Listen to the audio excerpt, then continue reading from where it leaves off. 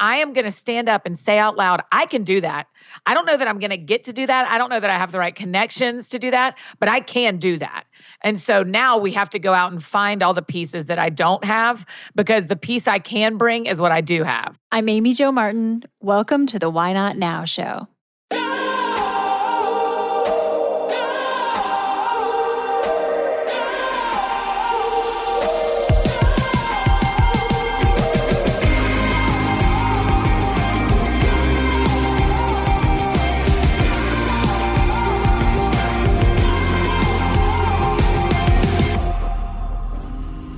You know that thing you've been thinking about doing? Yeah, that one. Why not now? Have you ever actually taken the time to ask yourself, what's stopping me? Let's talk it through. This is your chance to give that idea the attention it deserves and take action. Each episode, I have a chat with a fascinating person, from entrepreneurs to athletes, celebrities, my parents, rocket scientists, and all walks of life. We talk through a critical time when they've asked themselves, why not now? We dissect that day or even that moment, step by step. Just let go.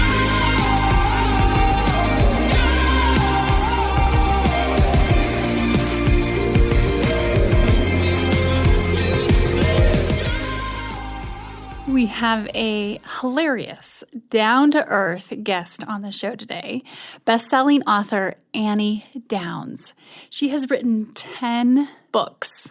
10. That's huge. Annie is that girl next door person who you meet and within moments you feel like you've been friends with for a long time. She tells me in this conversation about a big, huge goal that she has, and it might be the first time she's ever talked about this publicly. It's a big deal, and she talks about how she had no idea where to start. She has no idea if it's going to happen, but she's basically telling us real time, play by play, what's going on, and we talk it through. So for all of you who have a Why Not Now idea and you have no clue of where to start, we talk through this 3-step process that we realize she has. She didn't even realize she goes through these 3 steps, but they make a ton of sense. And we just kind of distilled it down into 1, 2, 3. Anyone can do this. So if you have an idea and you have no clue where to start, this is something you're going to want to take notes on. A couple of other things we cover in this episode: moving to a new city. And that is a why not now idea for many people. Annie has done this, and we talk that through. Also, developing a healthy relationship with time, what that means and how to get there. For this big new project and goal that Annie has, one of the things she needs to do is connect with certain people. And we discuss how you can go about this in a classy, productive way that's effective versus totally turning people off by requesting their time. So there's some really specific things that we talk through to help you navigate getting the meeting, getting the conversation going. So Annie and I have only met in person one time, but when you hear the dynamic, I think you'll understand it's people like Annie who have such an authenticity and are unapologetically true to themselves that they're able to connect with anyone and make you feel like you're at home right out of the gate. So, quick update on everyone who's been following the Bumble Biz program and partnership. We are launching in-app in the Bumble Biz app. And Bumble Biz, by the way, is the business mode for Bumble. We are launching the mentorship program officially. And if you're in-app, you will not miss it. So go ahead and hop in, download if you haven't already. And this is a chance for you to connect with me one-on-one. All the details are in there. You'll see us talking about this on social media too. And thanks for being along for this ride. It's been such a cool partnership. And I'm excited to connect with one of you. Being able to design my own day and do it in the most efficient way is a non-negotiable for me. I'm a bit of a time management nerd, so when I find something that allows me to be more efficient and effective to get the most out of my day, I want to share it with everyone. So here's the scoop. I have a new tool in my productivity tool belt, and it's called Monday.com. My team and I have never felt more organized professionally and personally. And my to-do list is no longer the boss of me. I feel more in control because every project, initiative, date, and task is captured and organized in one place.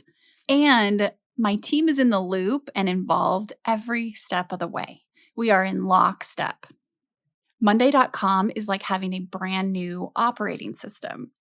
Everything has its own home, deadline. You can see the team members associated with the tasks, and it's color coordinated, so you can easily navigate your own task list.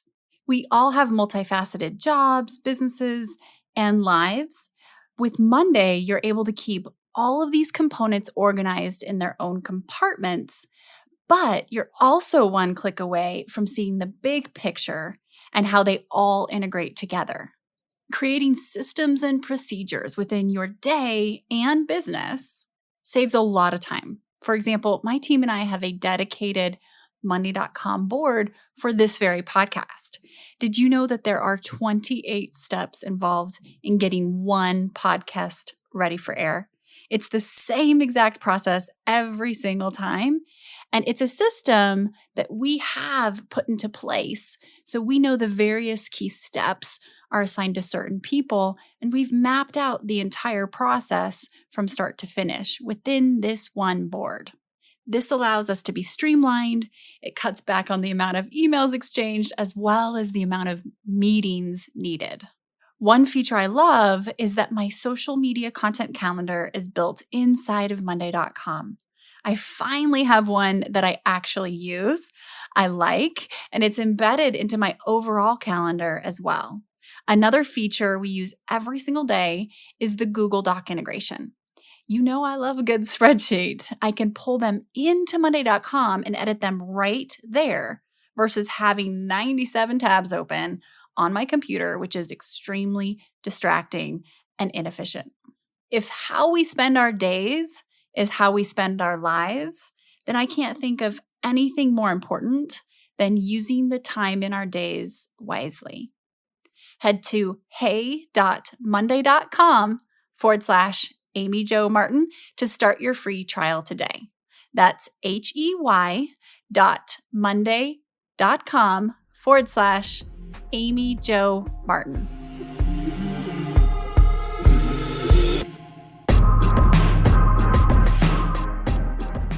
Annie, welcome to the show. I am so excited to have you on. How are you doing? Oh, friend, thanks so much for having me. I'm doing so great. It's freezing cold, but I'm all right. Well, I can definitely relate up here in South Dakota, and it's quite chilly. Yeah, you got it way colder than I do. That's to be fair, yes. Well, let's hop in. In the spirit of why not now, can you tell me about a time when you had a big decision to make and you asked yourself, why not now? We will dissect that minute, that hour, that season, that day, and dive in. Okay, so Amy Jo, I just have this dream. So, I have a podcast as well. I've been writing and speaking at conferences and events for, 8 years professionally, full time. And I just have this dream that I keep saying, why not now? And when we were talking about this, I was like, oh gosh, this is what I need to say to her, even though I don't know if it's going to work, right? I mean, that's the thing about all these things is that we have to say yes to the idea, even if we don't know it's going to work. So I just have this dream of why not now is why don't I take my podcast and turn it into a Netflix show or turn it into some sort of visual version of what we're doing with the podcast? Love it. Wow. It's crazy, right? I know. And it's so big and it's so scary, but why not now?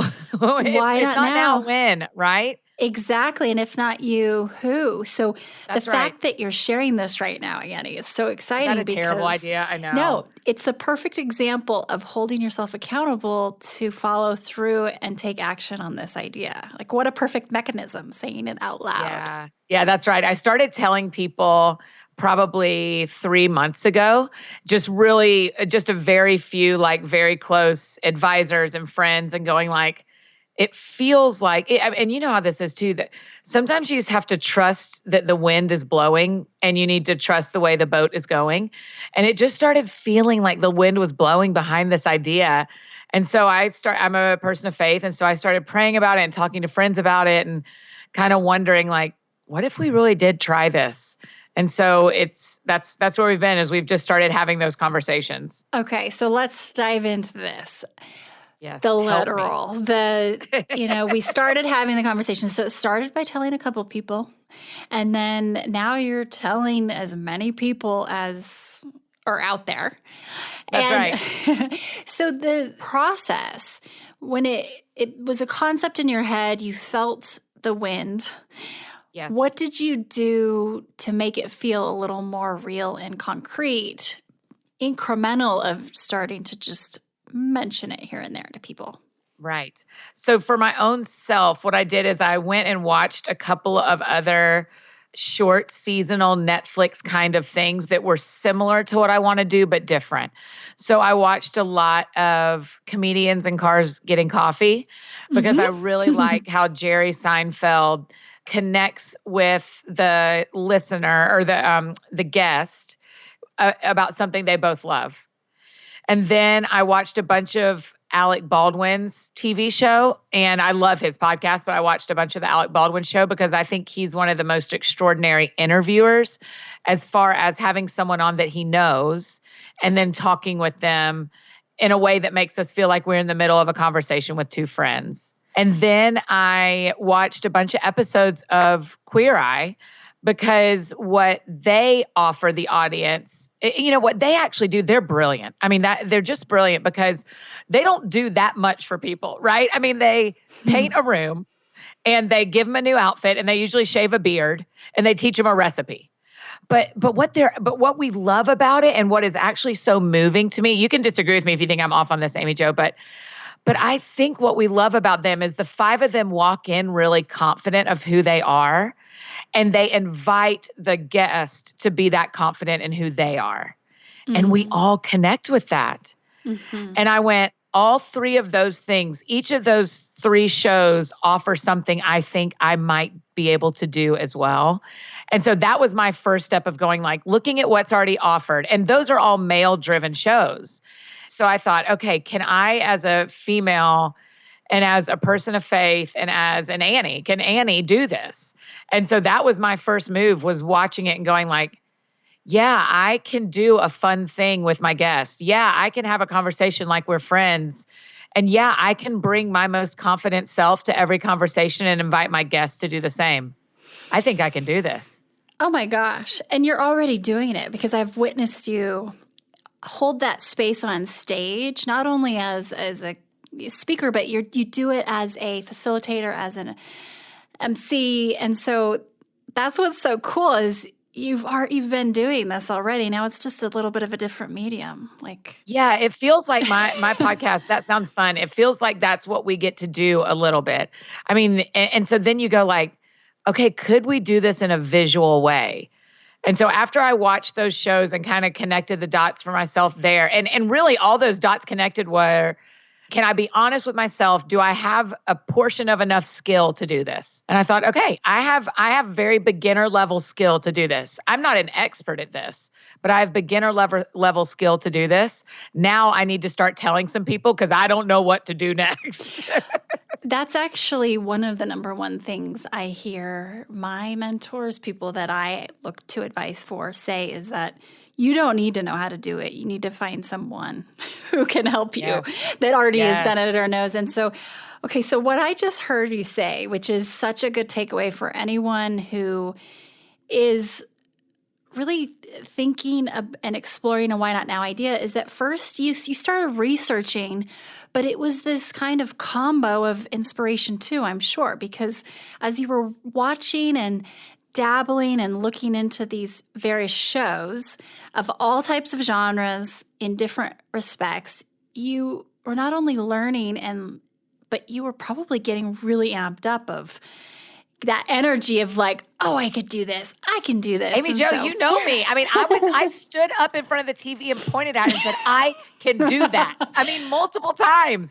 But you know what? I wasn't doing that to perform for anybody else. I was doing that to perform for myself. You know, Love just to it. say to myself, like, I am going to stand up and say out loud, I can do that. I don't know that I'm going to get to do that. I don't know that I have the right connections to do that, but I can do that. And so now we have to go out and find all the pieces that I don't have, because the piece I can bring is what I do have. Okay, so if we were to literally break this down, first you started I'm so telling terrified telling you all this, by the way, because No. it feels so normal telling you, and there's all sorts of friends listening. Oh, well, it's so helpful to hear it too, Annie. I mean, if you think about it, this applies. You have a formula here. I just wrote it down. I'll tell you your 3 steps that you've already told Okay. me. Oh. But I think in bullet points and steps, so I'm documenting. But you have gone through this process, and people can use this as a template and reverse engineer their own Netflix show or wanting to open a bakery or whatever. So step 1, start telling some people about it and make it real. And it's now a conversation that you're putting that energy out there, and not only the energy, but the literal words to have a dialogue. And then number 2, you dove in and started researching, which in turn became inspiration, which in turn became an internal pep rally, basically, Yeah, for real. and a psychological buildup. So if you're wanting to open a bakery, go spend time in bakeries. Go talk to people who have done it. Watch and shows taste of people the who have. cupcakes and realize that you are better at making that flavor than that bakery is. Yes, go in your own kitchen and start playing and like dive into that space and spending time in that space and that head space as much as that physical space. And because what you and I both know, and what a lot of our friends listening know, is no one, honestly, if you wait for everyone else to inspire you to do what you're called to do, you will not do it. Right. You Yep. have to be enough. And entrepreneurs by nature, we are people who have a little bit of oomph in our step toward our own skills. We probably think a little too highly of ourselves sometimes. But if we don't go into situations sure that we have the chance to win, we won't win. And so if you're waiting on someone else to tell you you're going to win, you're going to be waiting a long time. Just start proving to yourself that you've got a little bit of what it takes. I so agree and echo that sentiment. It's like I always say you have to learn how to push your own buttons because everybody else is busy. And if you can inspire yourself, then that's a faucet you can turn on and off at any point. So amazing. Step 3, you started finding the people to help you do what you've never done before. And that's maybe not your swim lane. And so 1, 2, 3, literally. And so how is it going? How are you? It's going I'm sure- very slowly. Well, who knows? Maybe from Netflix is listening, and That's right. I was about to say maybe one of your listeners is the next right person for me to talk to. I went out to LA in December and ran into a couple of friends who work in the TV world and just kind of said out loud, like, hey, and here's the thing, and you know this, Amy Jo, is that there's a difference between asking for help and sucking someone dry of their contacts. There's 2 very different things. We should be asking each other for help. We should not be vultures into each other's contact lists, right? And so what I said to my friends was, if you have anybody you think I should talk to, I'd love to tell you what I'm trying to do or what I think I'd like to try. And everyone kind of went, you know what? Have you thought about calling this guy? Or have you thought about talking to this woman? And so we just, it's been, I bet there's been 10 conversations so far. I interviewed someone for my podcast today who has an HGTV show. And I just said, hey, could I buy you coffee later this week while I'm in Atlanta and just ask you a couple more questions about this? But just on the off chance, it feels like I'm on a little bit of a wild goose chase. And just on the off chance that this is the wild goose I should chase, I'd like to have one more conversation with you. And I think the more, and of course it's terrifying a little bit because I'm also saying out loud to people, here's something I want to do that I may fail at right in front of you. But all I know to do is try. And people appreciate that candor and vulnerability too. And just fire. I mean, you have a fire under you. It takes guts and it takes a lot of self-belief that that's 90% of it to do this. So, okay, I want to recap what you just said too, because I think that this is so valuable. There's a difference between asking for help and kind of being a vulture into each other's contacts. And so that literal positioning could be, as you phrased it, reaching out to someone, hey, I'm going to be in this area. Would you be willing to meet up and let me tell you a little bit about it? Maybe this is someone you actually know. And then if there's anyone you think that I should meet with, by all means would love to, no pressure, versus, hey, Amy Jo, can you introduce me to Dwayne Johnson's agent? Right. I'm like, wait, what? Right. Right. That's exactly. And I don't know about you, but there's two things when I go into these conversations. One, I always go in, hopefully, if I'm doing it right, I always go in humbly knowing that they can help me because I don't know everything, but I never say, can I pick your brain?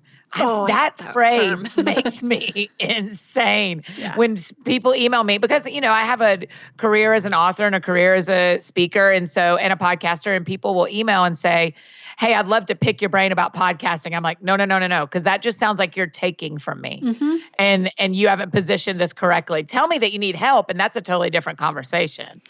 But tell me you're going to pick my brain just feels like I've done a ton of work and have collected all this information, and you're going to treat it like the grocery store. Yep. And that doesn't feel fair to me. But if you say, hey, Annie, I need some help, that you're asking me for the exact same thing, but I'm hearing it so much better if you tell me you need help versus if you tell me you're coming shopping at the grocery store that I have filled with information. Do you feel that way, Amy Jo? Huge. Yes. And it's not only are the literal words just annoying of can I pick your brain, but it's to me when I hear that, or could I just meet up with you for coffee and you could tell me a little bit more? There's such a difference in intention, I think, between when you hear can I pick your brain and coming from the world of being a social media, I guess you'd say expert or pioneer or whatever.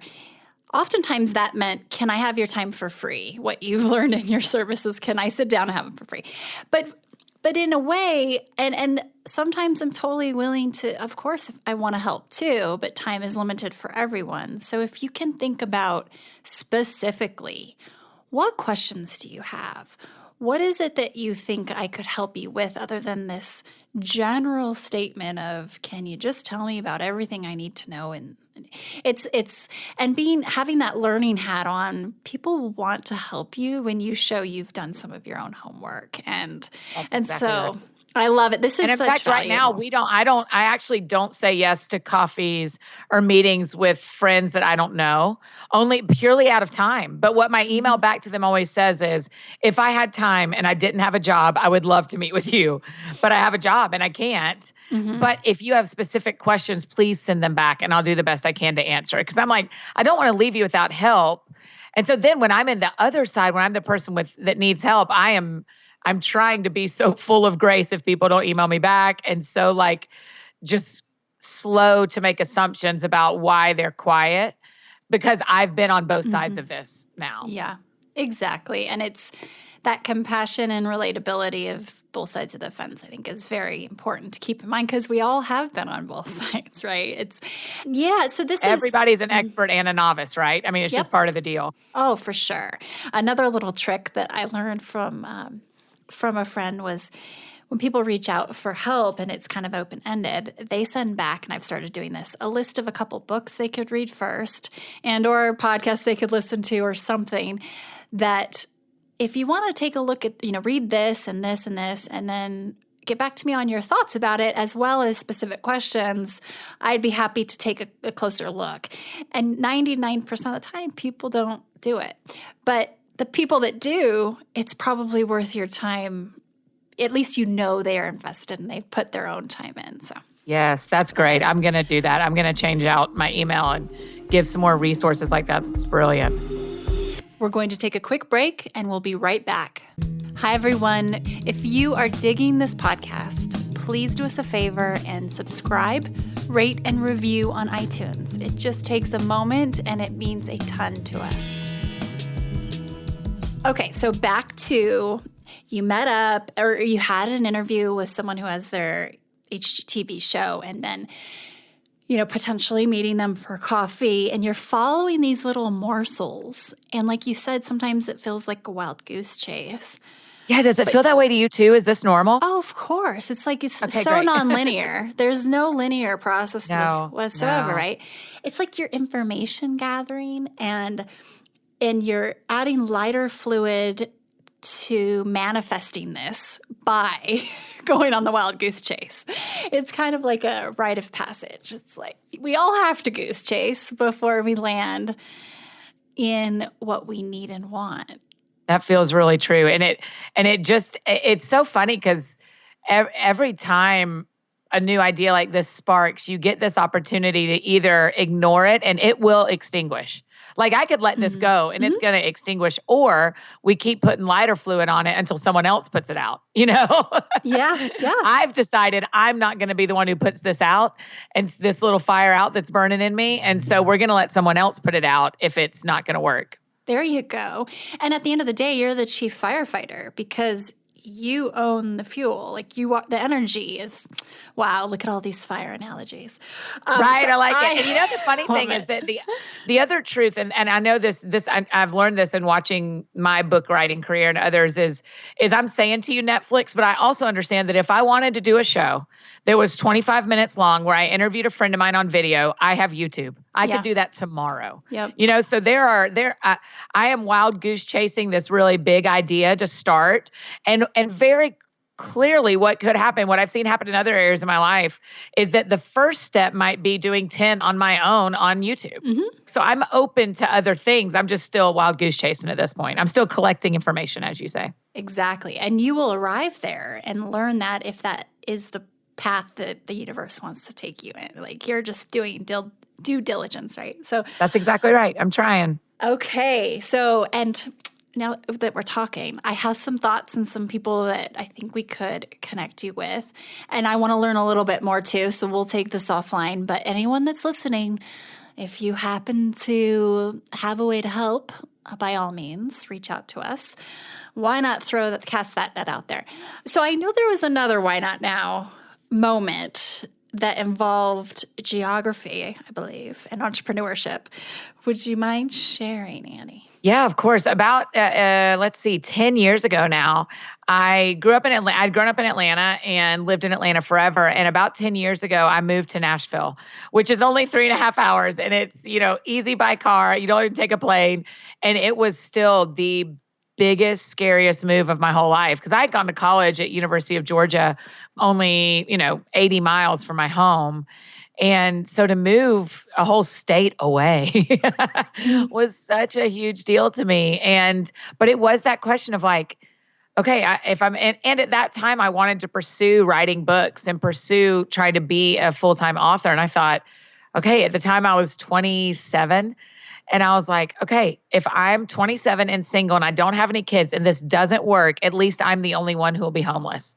Like it'll just be me. I have to sort out. What's the worst possible scenario? Yeah, that's it. What's the worst possible scenario? This goes terribly. And I myself have to live with friends. At least I'm not like looking at hungry children, right? It's just me.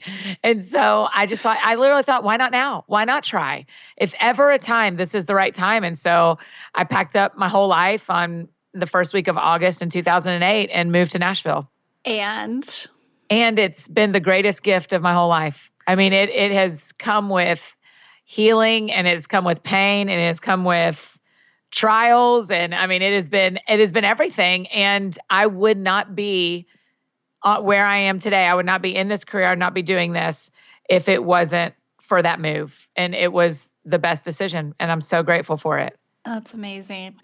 I have been just really curious and wanting to dive deeper into this concept that I call map freedom, or at least living where you want to live, moving to where you want to move. And you did this, right? And it's, I think, how rooted we are in terms of length of time on the calendar, years, whatever, sometimes can dial back that energy and momentum into map freedom. And when you made this move and transition, now that you've done it once, would you say it would be a lot easier if you had to move to LA for your Netflix show? Totally. I hope that's not what happens, only because I love my community. But, actually in 2011, I moved to Scotland for 6 months. There you And go. it Wow. was so much easier to move over the ocean than it was to move over state lines because I had already seen the faithfulness of my community and the kindness of the people and the way when you follow the wind like this, when you step into a thing that's unknown, how it can go.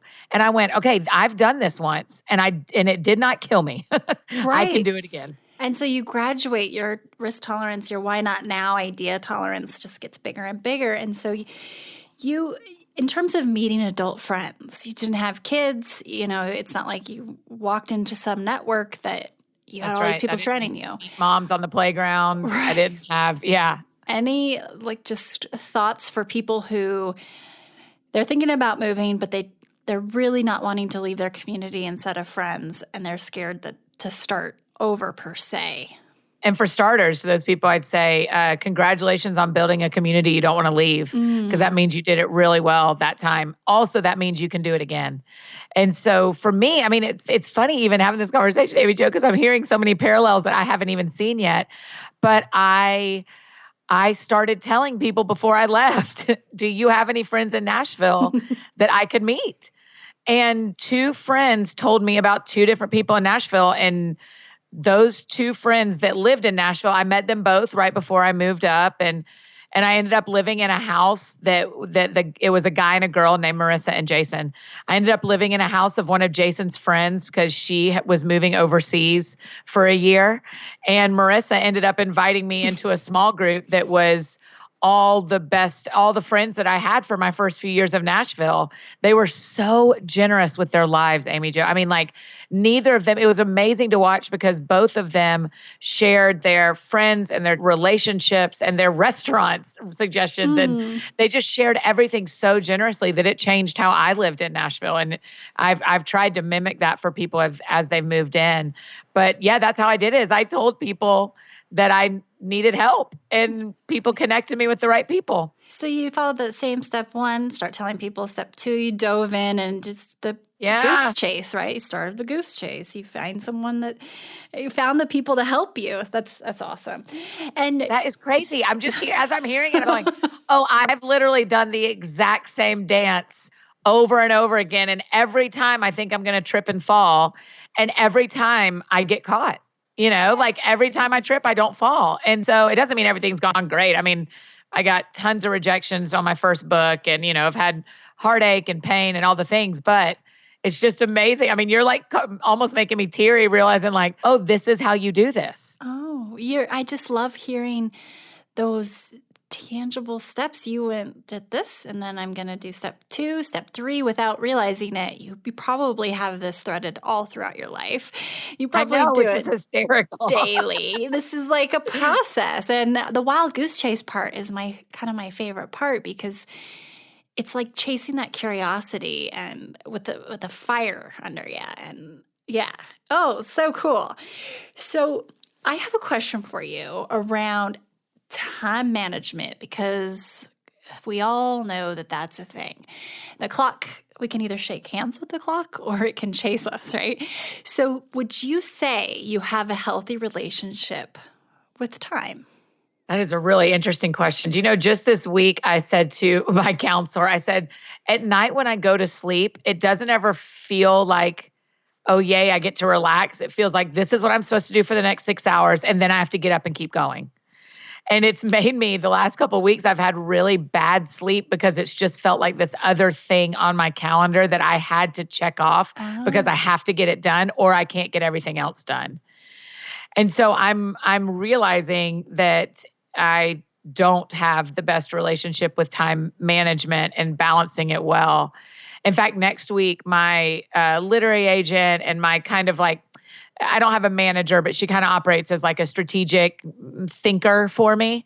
And my staff and I, we have a 3-day meeting that we always do at the end of January every year. And one of the things I said to one of my staff, my assistant, I said, I need you in that meeting to make sure I talk about sleep and exercise because my calendar has to make those a priority, just like I'm making everything else a priority. So I'm identifying there's a problem, and also hopefully I'm on steps toward making it better. So you told her, step one, you tell someone. Yeah. You're kind of burning your boats, right? If you want to take the island, you burn your boat.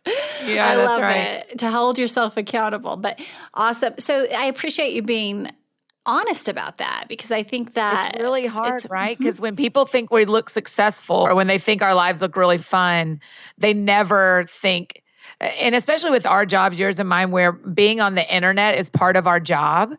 If you stop posting, people ask where you are. They never ask, oh, do you just have healthy boundaries with time? Right. Right? Like if they don't hear from us 24 hours a day, they think we aren't working or that something is wrong, when maybe we just need to not be on, maybe I just need to not be on the internet all the time.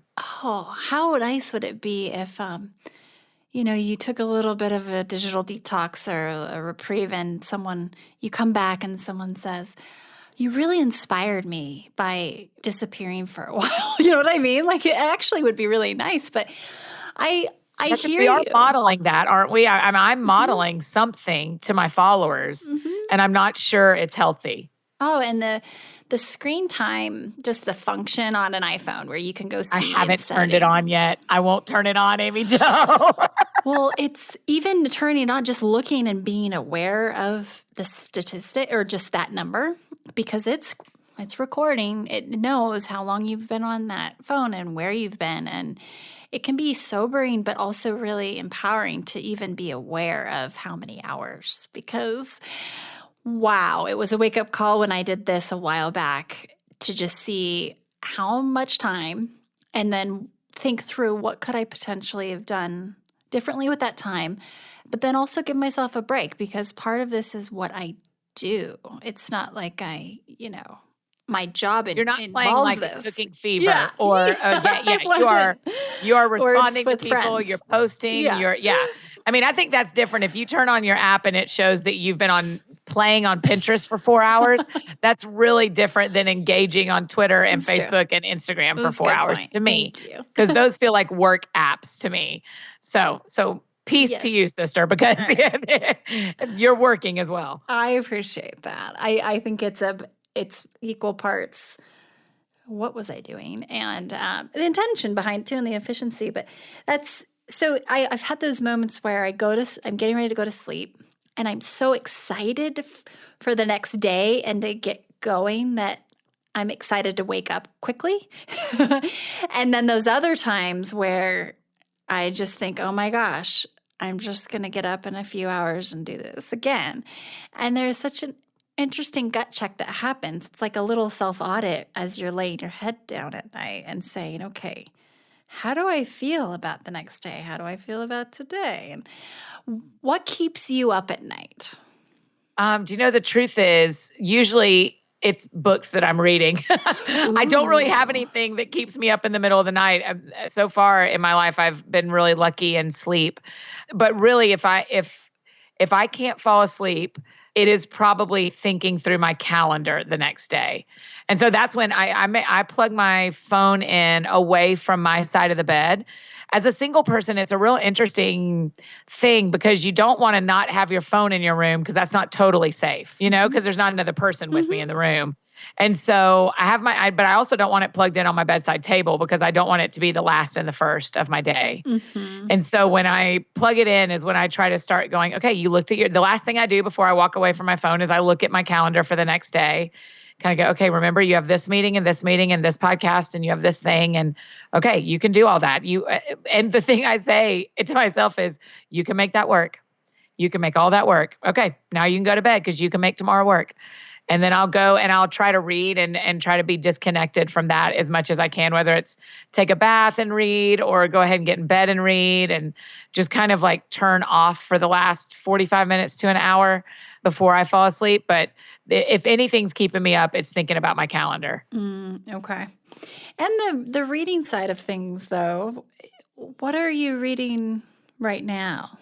I only read fiction right before I go to bed, and only because if I'm trying to learn, I think that keeps me awake. So I just finished a novel by an author named Charles Martin, And I actually am starting a nonfiction, but it's a memoir that it's supposed to be very, very funny. It's by a guy named Knox McCoy, and it's called The Wandering Years. And so I try to keep light, fun, novel fiction kind of reading as my bedside reading, or magazines. I love magazines. Awesome. That's Do you still read wise. magazines? There's just not a lot of us. I know. I think we're a dying breed. You know what? My mom loves People magazine, so I got her a subscription, an annual subscription. And I love you, Mom. I know you're going to listen to this, and Dad too. Hey. But she gives me all of her People magazines that come out weekly after she reads them. So if I wake up in the middle of the night and have like just kind of one of those bouts of just I'm wide awake, I will grab a People magazine usually. so and What is it that keeps you awake? lately, because I'm expecting, I've had these Yeah, I was about to things. say, I didn't want to announce it. If you had announced it, I was like, is it the baby? You know what? It's not necessarily like the baby kicking or anything. It's more of I'll just wake up at the most random hour and be wide awake. And so I'll go read. Usually it's a book or maybe my mom's hand-me-down People magazine. Yes, hand-me-down People magazine. She's so cute and she's so excited to give them to me every week. Thanks, Mom. And so what's one lesson that you find yourself learning over and over, Annie? Oh, gosh. Over and over, I find myself learning that there is a difference between being in control and being in, what's the right word? Control's the thing I often think I have, and we very rarely do. But we do have power in every situation. So to me, there's a difference in being in control and being in power. And so I have to let go of control and own the power that I have in every situation of like, this may not be going the way I want it to, but what power do I have? Okay, I can make a phone call. Okay, I can send an email. I can walk away from this, so I think that's something that I keep wrestling over and I go back to over and over again is this idea that while I don't have control, I am empowered in every situation to determine what my next move is. Ooh, that's really good. Do Because you think that's true? I mean, because I think if we try to hold on to control, we're just going to have a really frustrating life. Yeah, the universe will just laugh at us. I mean, it's Right. like kind No of kidding. a joke, right? But at the same time, there's an accountability side to that too, with the feeling, what power do I have, or am I empowered to actually have some sort of impact? So it's like this healthy balance between surrender and claim and yeah, it's That's beautiful. I love A healthy it. balance between surrender and claim.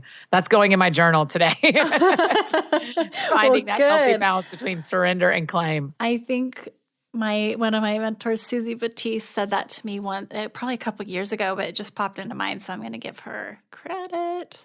Well, final question for you, and this is one that that I think people can answer in so many different ways. But what advice would you give to your younger self, and at what age? Okay, I love that. When I was probably 21, when I was finishing college at Georgia, I remember feeling like, gosh, I just can't get this right. Whatever this is, life, adulthood, figuring out my first job. I studied to be an elementary school teacher. And so my first career out of college was teaching elementary school. And so I think I would go back, and the piece of advice I would give her is I would probably just say, like, you're doing a great job. Just go with what you know. Go with what you know and ask the right questions. And so I just would, before I would tell her 50 things to do different, I would probably lead with, you're doing better than you think, sister. Like you're figuring this out, and be a little more grace-filled with yourself. Because now I understand, and I think this has helped from watching my friends parent. I've never raised a child, but I watch them parent and I go, man, they don't know what they're doing either. The kid doesn't know what they're doing, but neither does the parent. Every day is their first day of doing that parenting gig. And I think I just said that to my 21-year-old self, like, hey, you've never done this before. Don't ask yourself to know what you can't know. You've never done this before. So just be a little more careful and kind to yourself, because you're doing the best you can. Ooh, That's so good.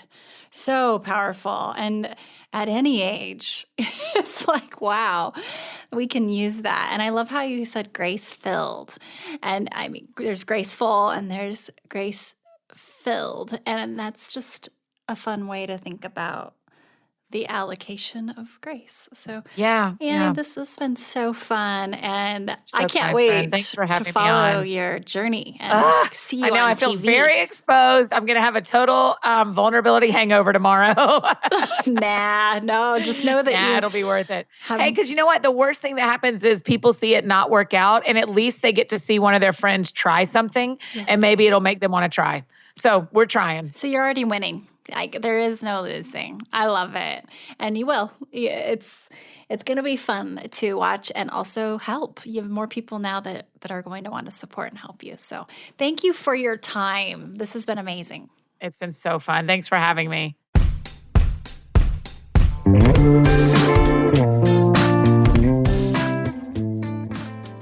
Hey everyone, thanks for listening to the show.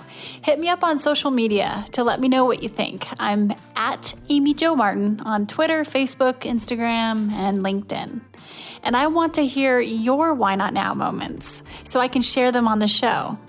Just send me a note to whynotnow@amyjomartin.com. For show notes and other offers, you can visit amyjomartin.com/whynotnow. And while you're there, don't forget to sign up for my email newsletter for exclusive content and announcements. A big thanks to Rock Salt Music for all of the tunes by the talented John Coggins. And of course, a hat tip to Richard Brewer for editing and producing the show. I'll see you next time. And until then, why not now?